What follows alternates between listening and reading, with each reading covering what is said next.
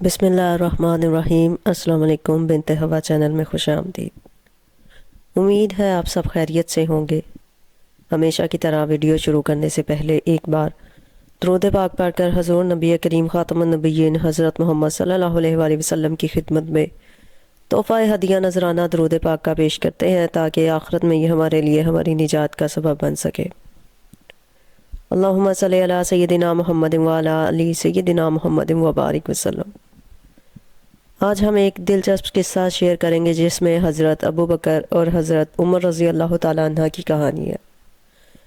جب وہ نبی کریم صلی اللہ علیہ وآلہ وسلم کے پاس گئے اور ازواج مطہرات کے ذریعے پیسے طلب کرنے کا معاملہ سامنے آیا۔ مسند احمد میں ہے کہ حضرت ابو بکر رضی اللہ تعالیٰ عنہ نے حضور نبی کریم صلی اللہ علیہ وآلہ وسلم کی خدمت میں حاضر ہونا چاہا۔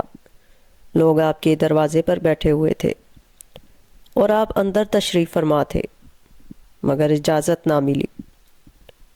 اتنے میں حضرت عمر رضی اللہ تعالیٰ عنہ بھی آگے اجازت چاہی، لیکن انہیں بھی اجازت نہ ملی۔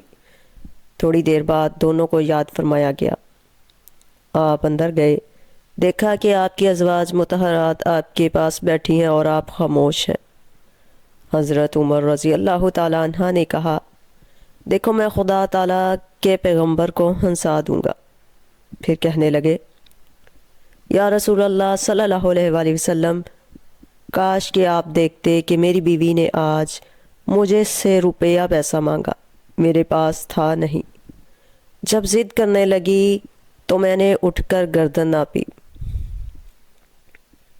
یہ سنتے ہی حضور اکرم صلی اللہ علیہ وآلہ وسلم ہنس پڑے اور فرمانے لگے، یہاں بھی یہی قصہ ہے، دیکھو یہ سب بیٹھی مجھ سے مال طلب کر رہی ہیں۔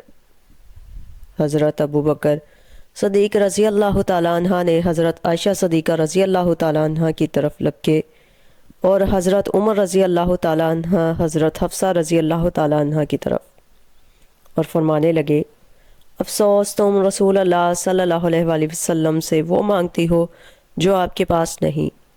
آپ نے جب اپنے یاروں کے بدلے ہوئے تیور دیکھے تو انہیں روک دیا، ورنہ عزم نہیں تھا دونوں بزرگ اپنی اپنی صاحبزادیوں کو مارتے۔ اب تو سب بیویاں کہنے لگیں، ہم سے سنگین غلطی ہوئی ہے، اب ہم حضور کو ہرگز اس طرح تنگ نہیں کریں گے۔ اس کہانی میں یہی ظاہر ہے کہ نبی کریم صلی اللہ علیہ وآلہ وسلم کی ازواج مطہرات نے اپنی غلطی کو تسلیم کیا اور پھر وعدہ کیا کہ وہ آئندہ نبی کریم صلی اللہ علیہ وآلہ وسلم کو کبھی تنگ نہیں کریں گی۔